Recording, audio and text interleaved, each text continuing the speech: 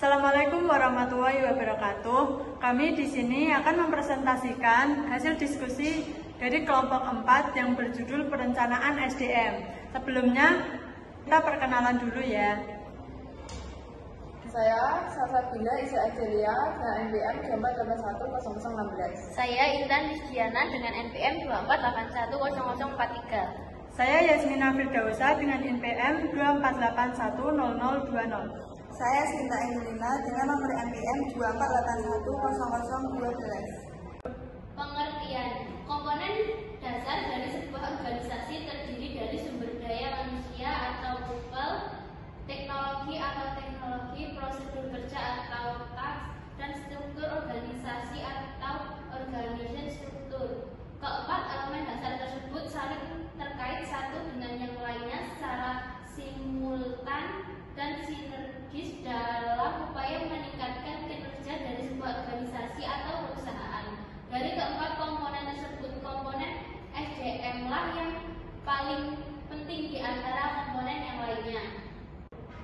Berikutnya ada tujuan. Tujuannya agar ada kepastian antara kesesuaian tenaga kerja dan jumlah pekerjaan yang tersedia, menghubungkan antara anggota atau tenaga kerja yang ada untuk kebutuhan lembaga atau instansi pada masa yang akan datang untuk menghindari mismanagement dan tumpang tindih dalam pelaksanaan tugas.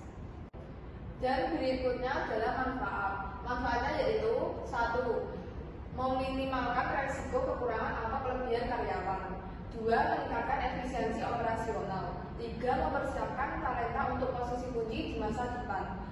4. Mendukung pertumbuhan dan adaptasi bisnis. Fungsi 1. Monitoring demand dan supply SDM. Melakukan monitoring terhadap demand dan supply SDM perusahaan merupakan salah satu tujuan dan fungsi terbesar perencanaan SDM. 2. Membantu HR menemukan kandidat yang tepat. Perencanaan SDM memberikan banyak bantuan terhadap Departemen HR untuk bisa bekerja lebih proaktif. 3. Dengan adanya data kebutuhan karyawan dari perencanaan SDM, HR dapat menemukan kandidat pekerja dengan karakteristik dan kompetensi yang sesuai dengan posisi pekerjaan. Berikutnya yaitu faktor-faktor yang mempengaruhi. Faktor internal yaitu 1. Rencana strategi, 2. Anggaran, 3. Kekuatan dan kelemahan organisasi, 4. Budaya organisasi, 5. Gaya manajemen, 6. Struktur organisasi, yang terakhir pelatihan dan pengembangan. Faktor eksternal yaitu 1. Kondisi ekonomi, 2. Sosial budaya, 3. Politik dan hukum, 4. Teknologi, 5. Persaingan, 6. Lingkungan, 7. Demografi, dan yang terakhir globalisasi. Selanjutnya teknik perencanaan SDM yaitu meliputi 1. Analisis kebutuhan SDM, 2. Analisis fase kerja, 3. Peramalan forecasting kebutuhan SDM, 4. Analisis posisi SDM saat ini, dan yang terakhir penerapan sistem perencanaan SDM.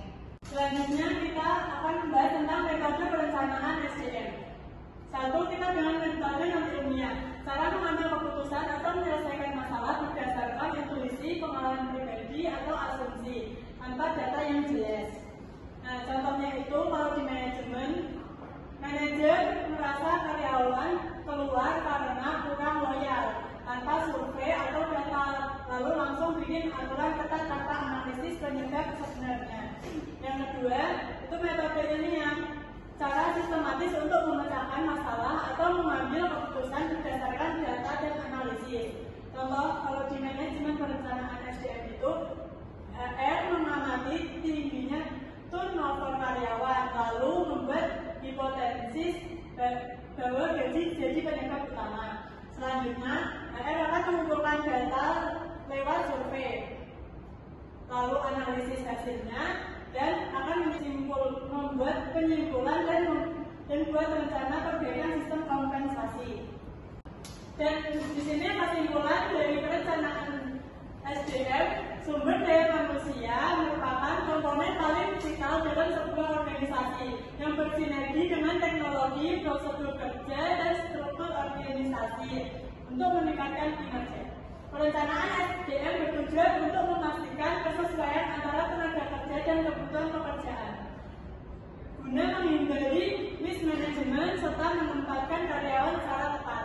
Manfaatnya meliputi efisiensi SDM yang optimal, peningkatan produktivitas, dan perencanaan karir yang berarah. Sekian dari kelompok kami, yang lebihnya kami ucapkan terima kasih. Wassalamualaikum warahmatullahi wabarakatuh.